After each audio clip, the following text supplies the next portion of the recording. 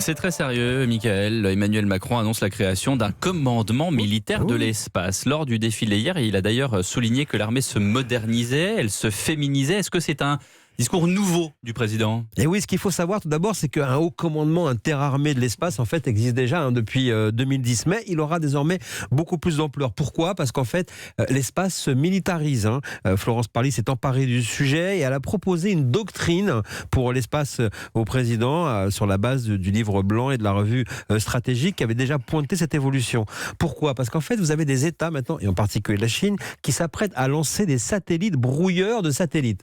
Donc l'espace va devenir le nouveau champ de bataille. La France doit se tenir prête. C'est pour cette raison d'ailleurs qu'à terme, on aura un nouveau corps militaire, l'armée de l'air et de l'espace, ce qui obligera aussi à plus de coordination entre les armées parce que ce qui se passe dans l'espace va concerner aussi la marine et l'armée de terre. Alors on a vu l'armée défiler, l'armée du 21e siècle, les robots, les drones. Et oui, là aussi c'est une évolution. La politique d'acquisition des drones avait été lancée par Jean-Yves Le Drian lorsqu'il était ministre de la Défense dans le dernier mandat, et la France à l'époque utilisait les appareils américains. Aujourd'hui, l'armée française s'est équipée. Mais aussi on a vu défiler le problème, parce qu'au fur et à mesure que les technologies vont remplacer les humains, comment maintenir le lien entre l'armée et la nation ?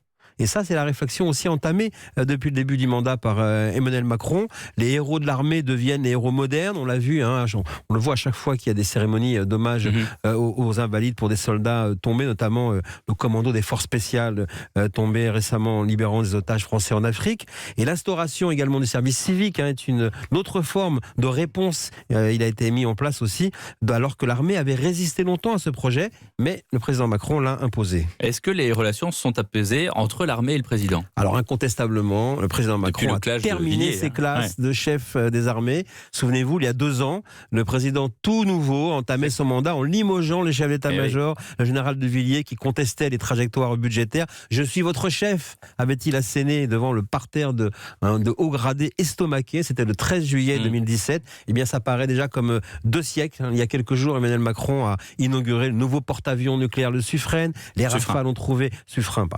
Les Rafales ont trouvé, je sais qu'il y a débat. Les Rafales ont trouvé leur clientèle. Il n'y a pas de débat, c'est l'amiral de Suffren. Et en devenant d'ailleurs l'allié des militaires, Emmanuel Macron continue d'envoyer ces signaux, lui, à droite de l'électorat. En juillet, mois régalien, le président prend de la hauteur et cette année s'est même propulsé dans l'espace, loin des contingences terriennes de la vie politique et de ses tracas, et pour tenter de mieux contrôler l'alignement des planètes. Merci Michael Darmouet.